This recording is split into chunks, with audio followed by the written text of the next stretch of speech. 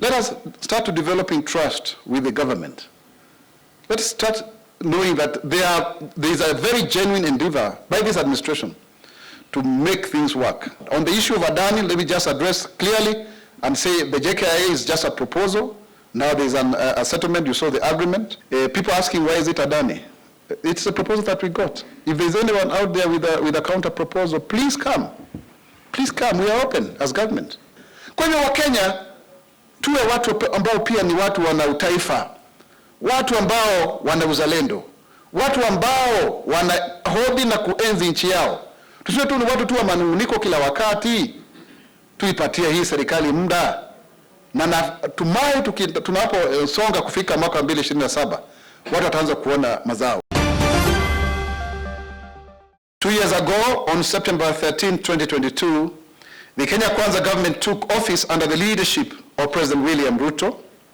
His administration embarked on a transformative mission to uplift Kenyans through the bottom-up economic transformation agenda.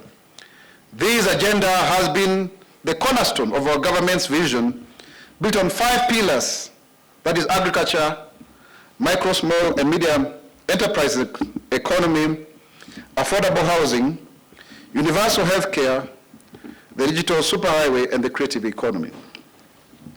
This strategic blueprint, envisioned under the Kenya Kwanza administration, has laid the foundation for an inclusive and prosperous Kenya.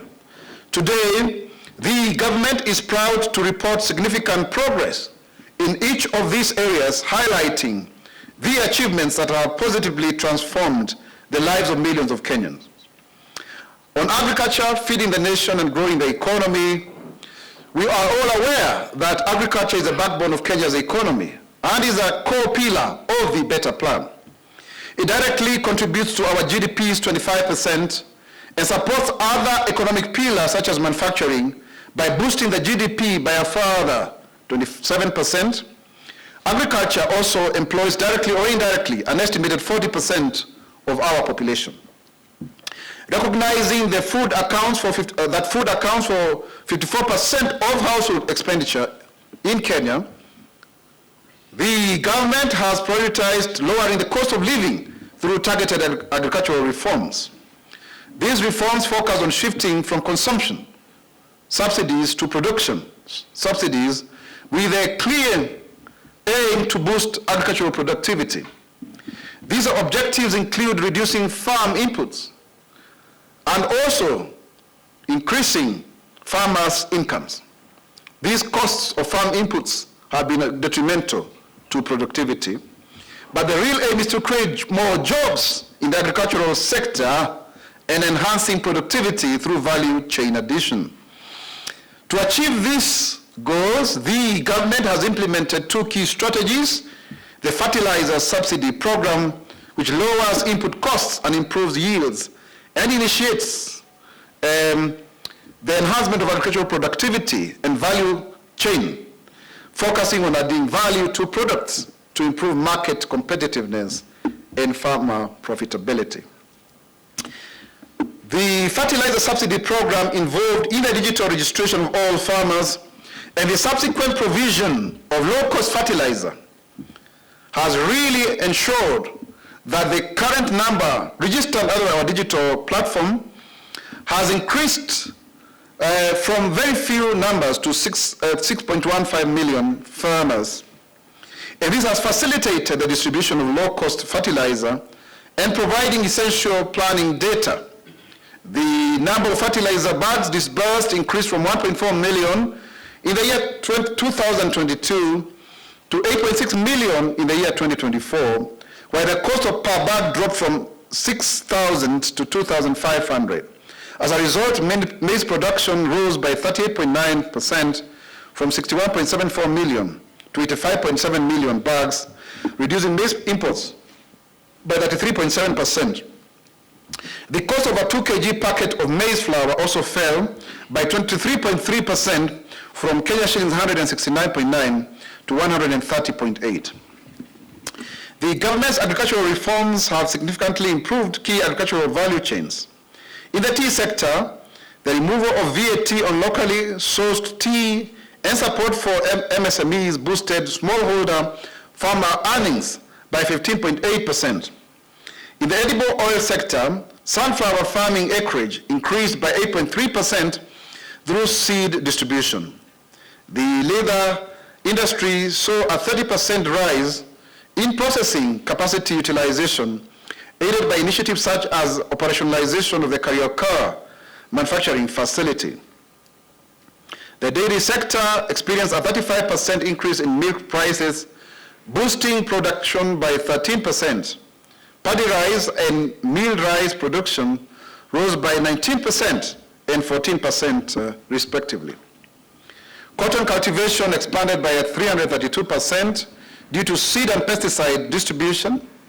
These interventions have enhanced productivity, reduced costs, and improved farmer incomes, contributing to broader socioeconomic transformation. And you can see quite a number of farmers are really happy because of that. And all of us can feel this because it is cheaper to actually buy things, noting very well even the stabilization of the Kenya shillings against the dollar from a high of 162 to only 130 currently, against increased interest rates by the Federal Reserve in America. That has been very, very good. In fact, the Kenyan shilling has been cited as one of the strongest, only second to Argentina globally in terms of its resilience against the dollar. Yet, we've also maintained a lower inflation.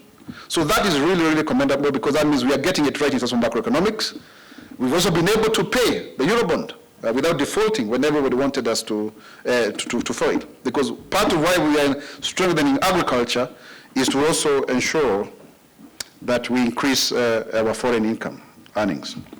And it's also very good to say that we are no longer importing sugar, because we are producing from our companies locally, and now we don't need to import sugar. The cost of production of 1 ton of sugar has moved really, really lower in such a competitive manner as compared to other jurisdictions like Brazil. And that's very commendable. Now we are not importing sugar even from our neighbors who are actually even complaining. That's really, really a great thing. Now when we turn to micro, small, and medium enterprise, in terms of empowering small businesses for economic growth, we know very well that 85% of the workforce in Kenya are employed in this sector. So the Kenya Kwanza government has been able to place more focus on supporting this sector to contribute towards the economic transformation of Kenya through the bottom-up economic transformation agenda, popularly known as the BETA. It aspires to transform the MSME economy to absorb the young Kenyans joining the workforce every year, and to grow the operational surplus for workers. To achieve this, the government is committed to providing access to financing, enhancing infrastructure and capacity building, while also addressing issues that previously hampered the sector's growth. And this is the progress that has been done so far. Number one, we've been able to refurbish and equip 21 county industrial development centers, CIDCs, which provide spaces for MSMEs and create opportunities for formal and informal employment.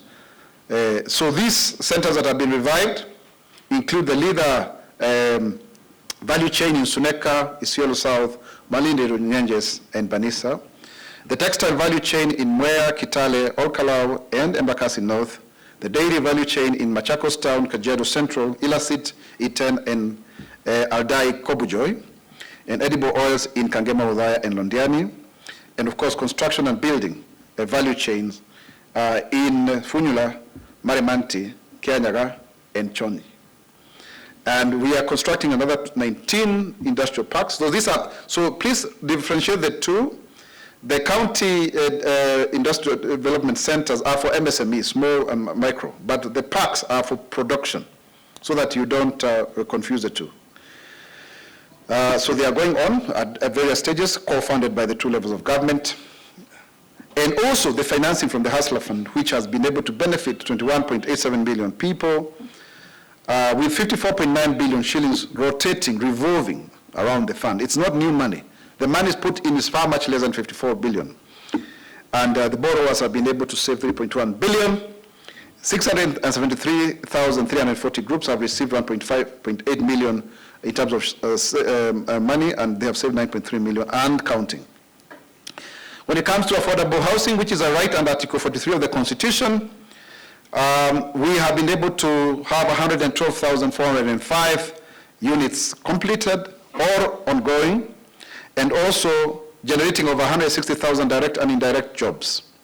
A fund of 4.4 billion has been ring-fenced for MSMEs. So you can see the linkages of the 5 pillars. They are not just standalone.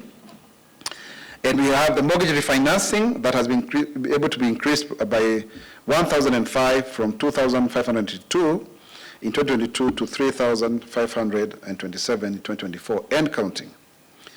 The government recognizes that there are people who know what they do best, but they have no papers, and so therefore 213 Jkia artisans have actually been certified through prior learning assessment.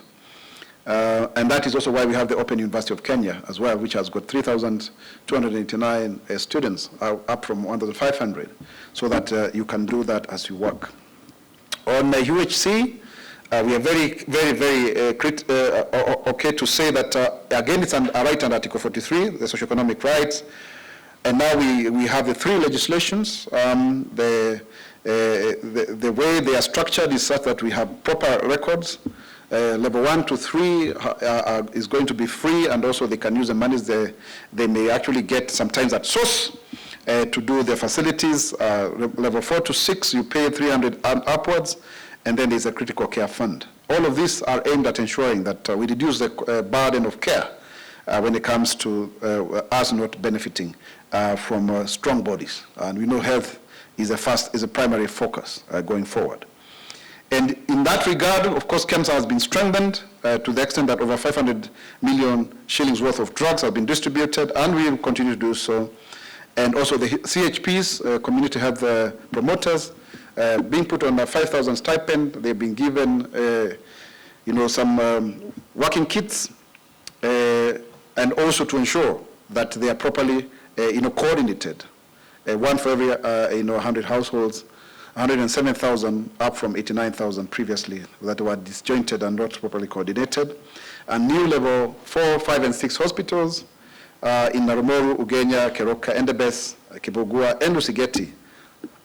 So this is very, very good, Kerugoya and Margaret Kenyatta and Jaramogi.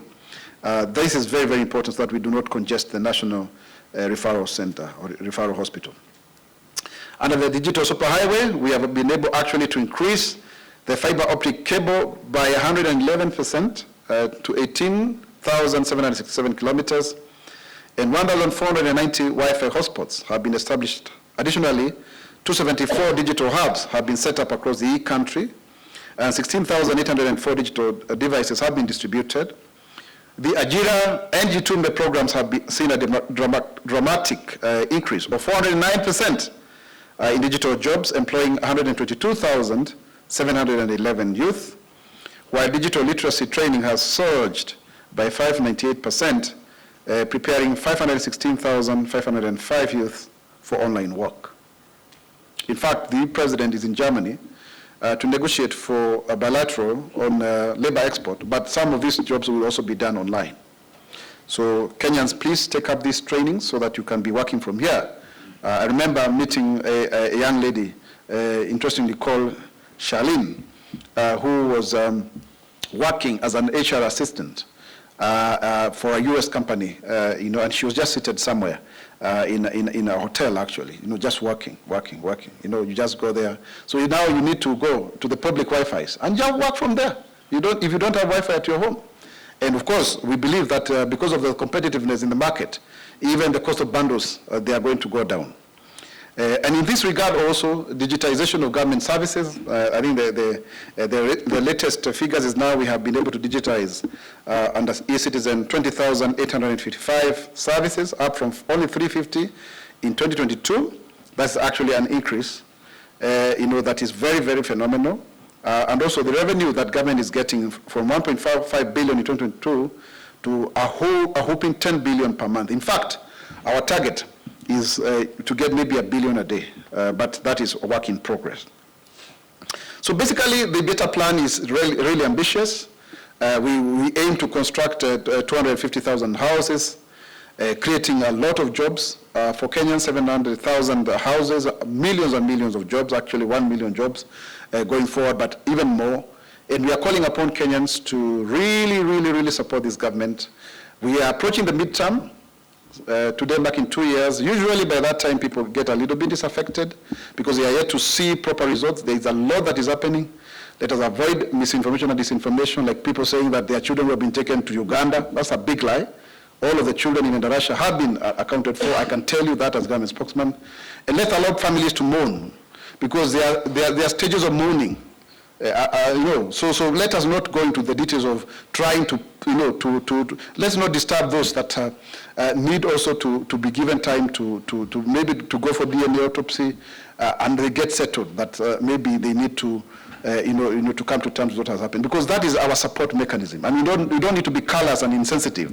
We regret that we've lost the lives of fellow Kenyans, young people, and that is why now there's going to be an inspection of all the public facilities, and there are new guidelines. In fact, we've agreed with the CS Ogamba, and he's pronounced himself on that we actually are going to come up with the legislation with his background as a lawyer, so that then people can actually be held culpable. It's not just a question of policies and regulations. So, ladies and gentlemen, we are open. We want to have this discussion. We want you to understand our scorecard. You give us the feedback so that we can move forward. On the issue of Adani, let me just address clearly and say the Jkia is just a proposal. Now there's a settlement. You saw the agreement. But we need to share this information, because we don't have the capacity as government to have 250 billion to build a new airport. So when you have a privately initiated proposal,